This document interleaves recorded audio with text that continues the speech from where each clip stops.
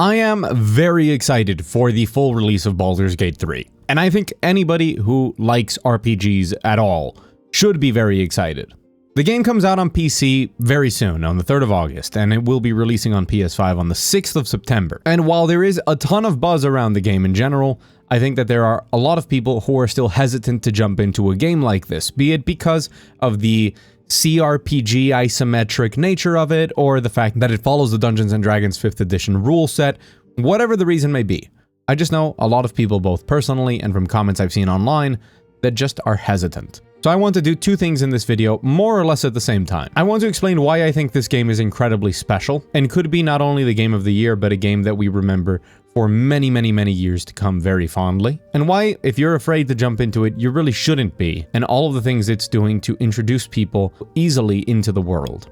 Because if you think that this game isn't for you, maybe it is and you're missing out on it. So I wanted to explain it how I wish somebody would have explained it to me in the past when I was hesitant to get into this. And I am not an expert. I'm not one of those people that specializes in the genre.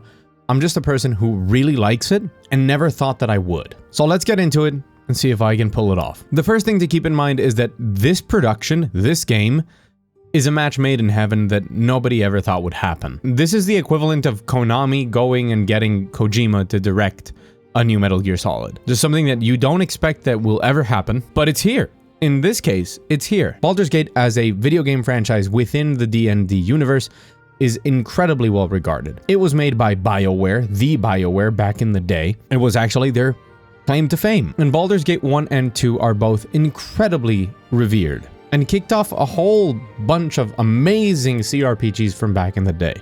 And as that genre has been forgotten and then it has resurged with newer projects from both old veterans and from newcomers, Larian Studios has stood out as the best to really do it, at least by a popular consensus. Now, Larian focuses on the Divinity series, which is their own universe. So what we really didn't expect is for Larian to not only get the Dungeons & Dragons license to make a Larian-type CRPG, but in that universe, but that they would be making Baldur's Gate 3.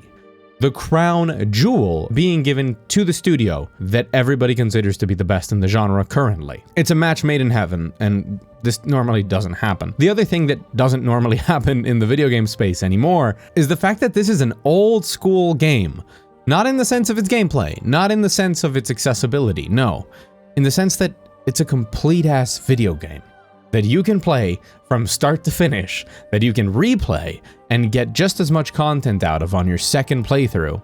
It is feature complete, it's not pending patches. The story isn't dependent on the already announced season pass that will include 3 DLCs. There's no microtransactions for you to get a new cape. The game is the game. 60 bucks, here's your video game, sir. Feels good, doesn't it? Truly, something I thought we had lost. The idea of a just AAA game in a box, finished. And make no mistake, this is a robust and complete experience. We know this because Larian has made other games before, but they've also been quite public with their dev blogs and showing things in their panels and being quite forthcoming during the early access period, which has only included the first act, but it's been out for 3 years, and which they have responded very well to it and tried to improve upon community feedback. This game is big, and it's all there day one. Larian does have a legacy of going back and patching up their games, modernizing them, porting them, adding quality of life features, but not for charging for it. So we're getting the best of both worlds. We're getting a developer whose main objective is for the game to be finished immediately, but if something were technically not right or required a little bit of touching up, they'll be sure to do it and not to charge you for it. Now, the other part of Baldur's Gate 3 that is incredibly exciting is the way that it's blending more modern elements into a classic system that I think is going to expand the horizons of a lot of RPG lovers into a deeper, more expressive and creative type of RPG. Now, I've always been a fan of role-playing games, but most role-playing games are not really role-playing games. Those classic ones on PC, yeah, your Fallouts and your Baldur's Gates, those are RPGs. And more recently, something like Fallout 3 or New Vegas, I would consider RPGs, because you actually role play in them. Things like Mass Effect, Dragon Age, and other Bethesda RPGs kind of on the middle of the road, and don't get me started on something like Final Fantasy. Those are games that contain RPG elements, but the role-playing part of the role-playing game, very minimal. These are games where you play characters, and your decision-making and having those decisions impact the world around you and have consequences later down the line is not really an element to even be considered. I think a lot of people love Mass Effect and Dragon Age, for example. And while those games do an excellent job of allowing you to make decisions that will significantly impact your story and make it your own, you're still definitely playing a set character to some degree, especially in the case of Shepard. You're guiding them more in one or another direction, but the degree of freedom is still Shepard, not really you. And if you wanted to make something completely different, you can't. It's still gonna be that. That enormous degree of freedom can be very scary to a lot of people, which is why I think that Baldur's Gate 3 is going to be a slam dunk, because on one side, you have these things called origin characters.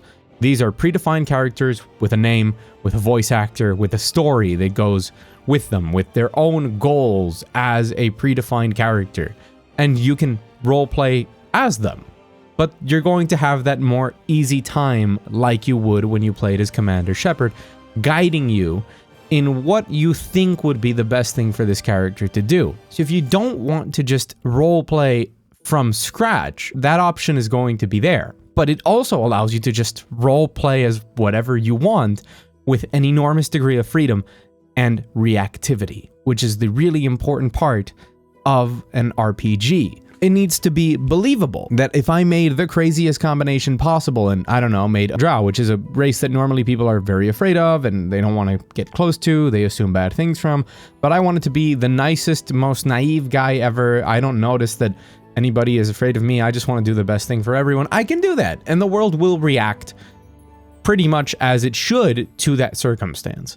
That's crazy, right? That's a level of reactivity that we rarely see, or that we get even the opportunity to express in a game, and this does it if you're looking for it, and if not, it has that alternative of something more pre-planned for you to go down with. And the reason I mention things like Dragon Age and Mass Effect so much is that the presentation of this game is very much modern. Gone are the days of character portraits and scrolling through text answers and just very static presentations overall. This is the area where I think Baldur's Gate 3 has the chance to grasp an audience that doesn't know that they want this game, but they really do. And that is that more mainstream Western RPG audience. Everything has animations and cutscenes and is carefully crafted with camera angles that I think will go a very long way to hooking new players into a game like this. It also contains accessibility, because this is definitely a game focused around two beasts, which is the role-playing, adventuring, and the combat system, and both of those are tied together in the middle by how much freedom both of those things really offer you. But a lot of people are intimidated by the tactical combat. I know that I was when I started playing these sorts of games. But with things like difficulty options, if you don't even want to worry about guides or experimenting or learning it, you can really tune it down enough to not have it be much of a problem if you just want to enjoy that role-playing part. If you want to enjoy deep tactical combat, which rewards creativity and pre-planning and having strategies for those combat encounters, you're going to find the combat here to be very satisfying. Maybe a little less complex than Divinity Original Sin, but very satisfying nonetheless. If you're looking to pick this game up exclusively for the combat, though, I don't think that's a good idea. Maybe that's the one exception. Something I glossed over before is that you don't really need to play Baldur's Gate 1 and 2 or to be familiar with all of those old CRPGs or the Forgotten Realms setting. Does it help? Could you even consider it quite important? Should you YouTube the story of them? Probably, but a lot of people played The Witcher 3 without having played The Witcher 1 and 2 or reading the books, and they did fine. Most of them loved the game. I think you'll find a similar experience if you just jump straight into Baldur's Gate 3. So to wrap this all up with a nice, neat little bow, why am I so excited? Well, I haven't been this excited to get immersed into a world in a very long time because of that freedom. I can't stop thinking about the amount of options and adventures I'm going to get into.